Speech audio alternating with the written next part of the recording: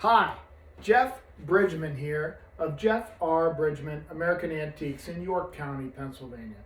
I've come here today to tell you a little bit about this wonderful quilt behind me. I'm a dealer, as many of you know, in antique American flags.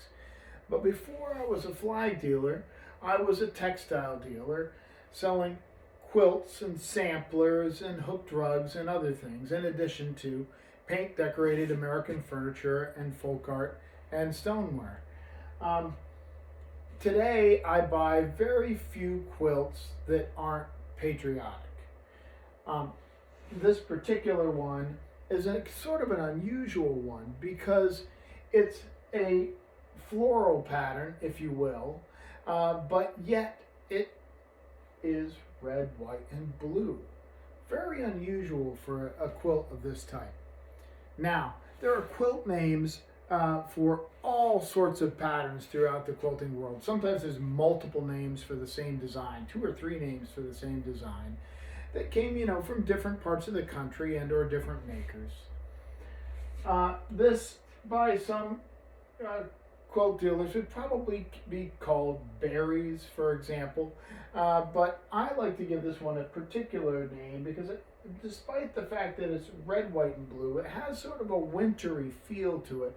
And what's a bush like this that grows red berries in the winter? Well, here in Pennsylvania, where this quilt was probably made, that would be Winterberry.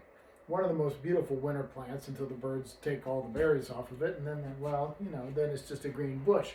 But before that, Winterberry is one of the most beautiful plants that you'll see outdoors at wintertime, producing Christmas-like berries and in a low bush form. So all in blocks at a consistent angle throughout. These are separated by what we call flying geese.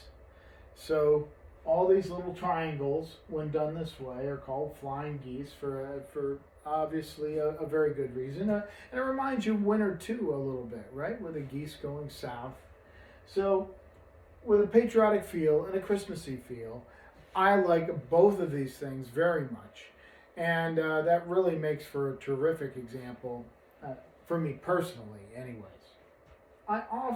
The quilts that I buy today, I don't really buy quilts just to sell them anymore. I'm a quilt collector, and when I buy one for inventory, I usually love it. It pains me to sell this quilt because I like it so much. I'm not sure if I can really sell it or not, but I had it out to sort of show a client this past week, and here it sits right in the middle of my photography studio.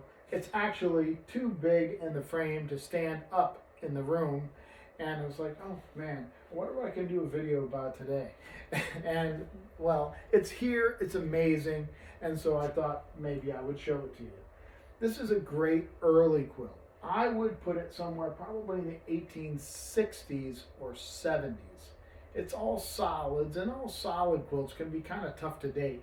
But you get a pretty good feel of when they do these. This isn't an 1890s quilt. It could be 1880s, but probably you're looking at 1870s, maybe even 1876 with these colors, or say latter half of the 1860s.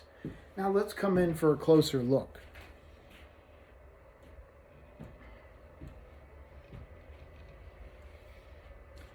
This is just beautifully hand sewn throughout.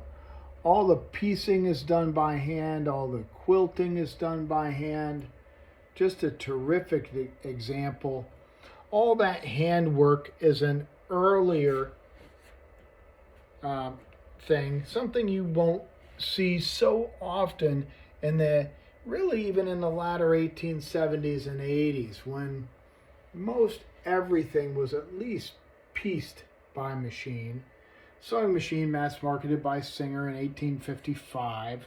So it was widely available right away. But look at this. It's just a beautiful, beautiful thing. I love things that aren't exactly what you would think of when you think of a patriotic object, but yet they somehow they just are. So that's what I love about this particular quilt, because it kind of falls into the flag category, almost, sort of, kind of, but not really. And it is patriotic, but it's not, and so it's not kitschy. I don't like itchy cutesy things so much, and this is not that.